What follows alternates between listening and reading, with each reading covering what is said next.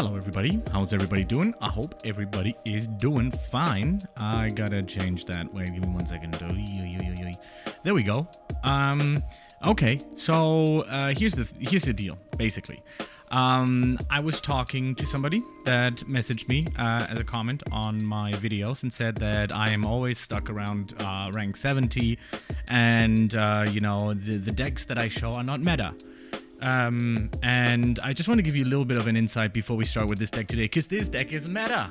It really is. It's on Snap Zone. It has 60% winning rate. I mean, it is under the tab of meta. So every deck that I show and, you know, call meta is actually from the meta post from snapzone.com, where it's literally in the meta tab where you see it has a 60%. It usually is above 54, 53% win rate. Not all decks are meta, you know. I don't, you know, specify them as that either. And many decks that I, you know, just put in as the reason why I always stuck around at one, you know, rank is, like in this case, I was for a long time I was around rank 70, and the issue with that is because I tried out so many new decks, so I can bring you the best decks that I can find on the internet, right? So I keep trying new decks, and if you don't necessarily know how every card synergizes with each other, if you don't know how every card works and and stuff and so on, right? That's why I lose some, I win some, I lose some. I don't necessarily drop to like 50 or 60. I always stay above 70, 71, 72. And yesterday I was like, all right, why not? I actually had some time, so I laid down and I was doing some videos.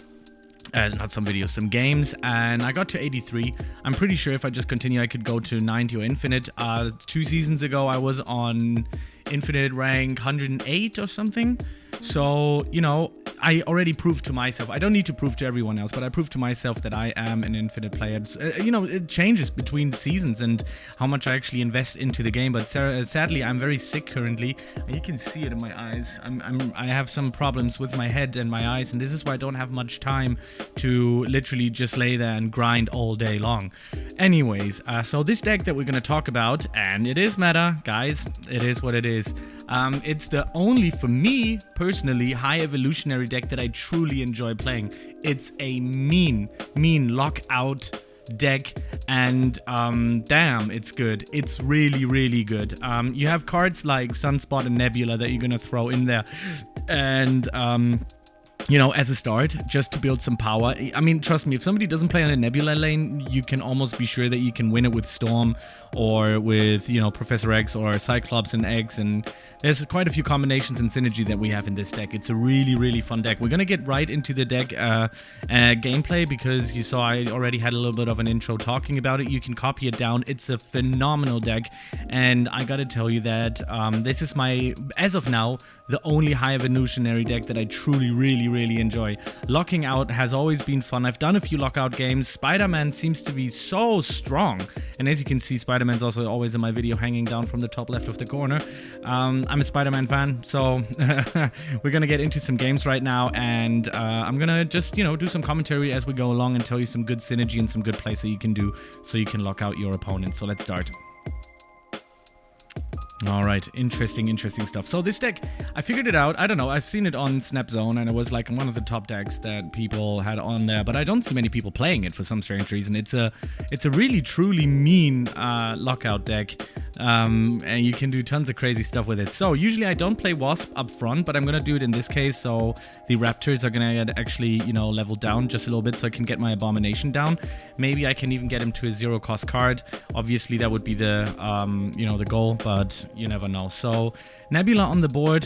Sadly, I would have loved to have our good old friend Sunspot, because Sunspot is just, in my eyes, especially in the beginning, a little bit better sometimes. But as you can see, so Daredevil goes onto the board here as well.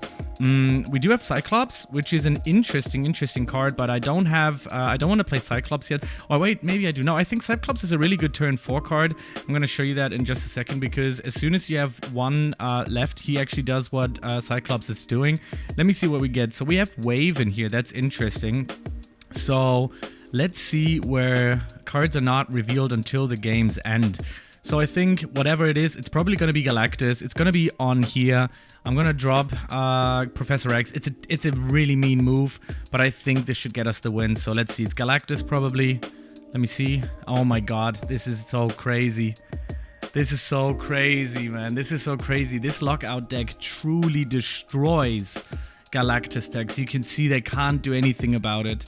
Of course, you kind of have to guess a little bit if you don't have Dark Dimensions here. You kind of have to see where is more power, where is less, because usually Galactus wouldn't go on a Nebula lane, but, you know, Abomination, I guess, was fine. And you can see this deck is truly magnificent. Like, if you really know how to play it, of course, I could have snapped, you know, could have snapped and could have gotten out more cubes. In this case, wasn't thinking about it because I was talking, but that was a sure win.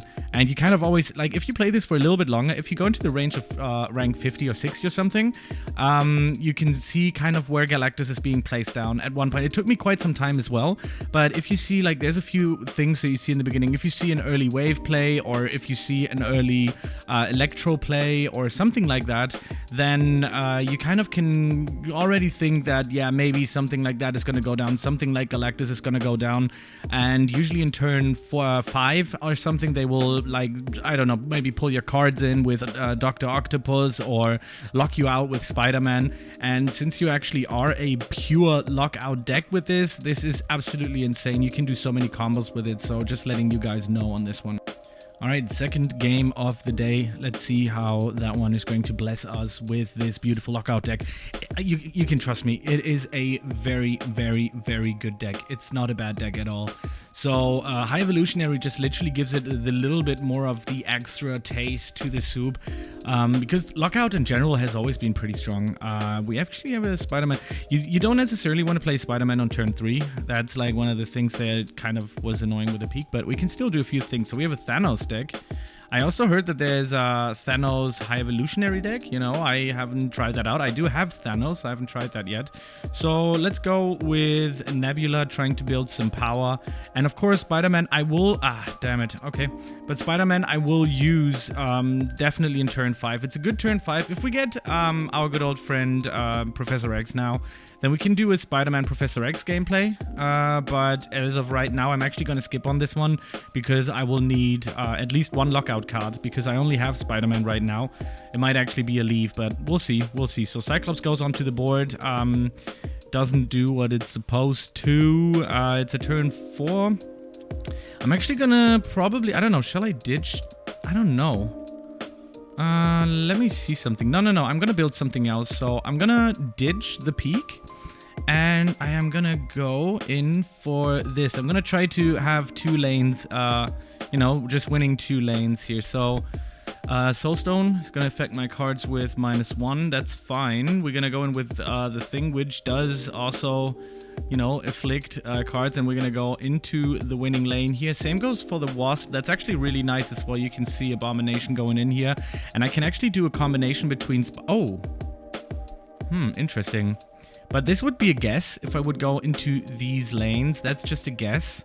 I don't know if that's such a good idea, but I am gonna go...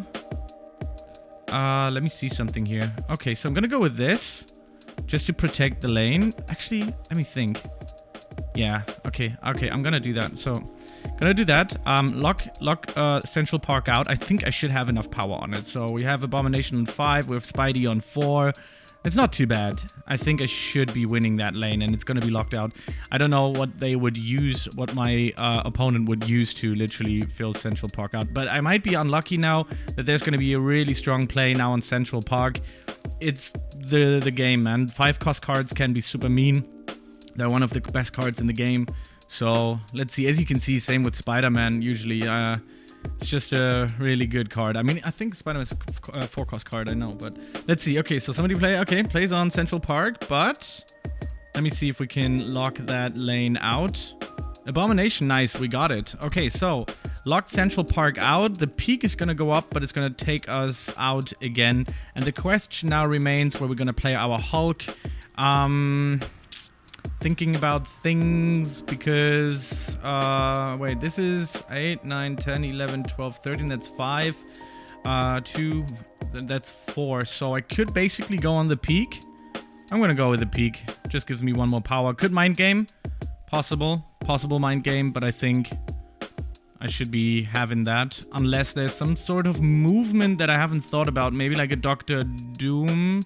Yeah, Dr. Doom could destroy me, but it's very rare having a Dr. Doom and a Thanos deck. I mean, I guess it's possible, but let's see. Okay, so we got that. Oh my god. Oh, yeah, still got it. Alright. Nice one. Yeah.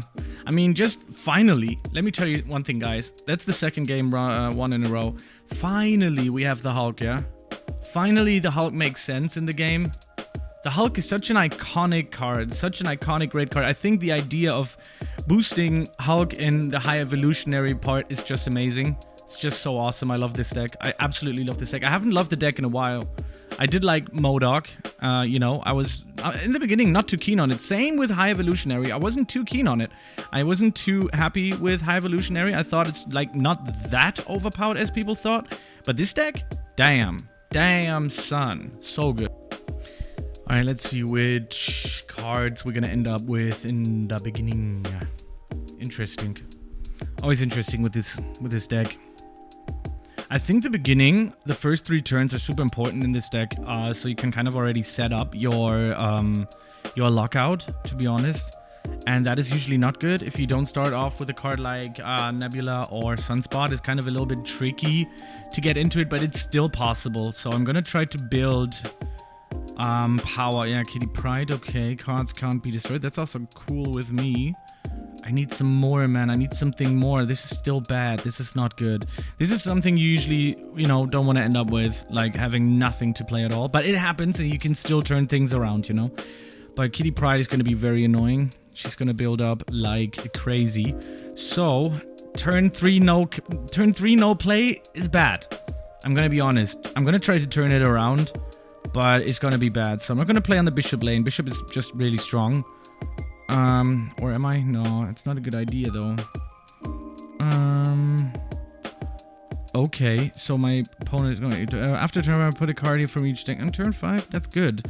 Okay. Let's hope. Let's hope. Let's hope. Play on it. Play on Grand Central, bro. Play on Grand Central. You don't like cards -1 power. Play on it. Go for it. That's just a little guess here. And even if they don't play on it, it's fine as well. But I'm definitely gonna play my Professor X lane there. Okay, that's good. Better than nothing, yeah? Okay. And then maybe a little bit of mind games in just a second. I'm gonna show you guys. Oh yeah. Okay, so we're gonna lock out that lane, definitely. In hopes for also having another card get put onto the board. I don't know, it doesn't, let me see. So my opponent must put 9 power on there. Let me see. Okay, Sarah. Alright, nice. Now, issue. Let me tell you the issue. Sarah is usually control, yeah? What about Shang-Chi? Right? I could go with that. I don't know if it's enough. That's the safe way, right? Wakanda is the safe way, so Hulk doesn't get smashed. But since Sarah plays many cards, I could also go this way, but have the risk of destroying the Hulk. Now this is 4, 5, 6, that's... I don't know if they have enough power for that. Let me try this. Might be good. I don't know, man. Might even retreat, because my opponent is not quite sure what's going down here. The Hulk is not easy to beat, especially on Wakanda. You need to have a lot of cards in here to make 18 power, you know? It's almost as much as the Infinite, yeah. Kind of thought so. So there you go. There you have it, everybody. This deck is awesome. This deck is strong. You can do a lot with it. I mean, you can go really basic, like lock down a lane and then just play the Hulk. But you can also lock down 2 lanes, you know, things like, what's this, the location called where you place 1 card and there's another one, Sinister something, right? I don't know, forgot the name right now, but yeah, you can do a lot of crazy lockdowns with this deck. It's really, truly remarkable. But anyways, that's it for today. We ain't have more time for today because I gotta get some stuff done.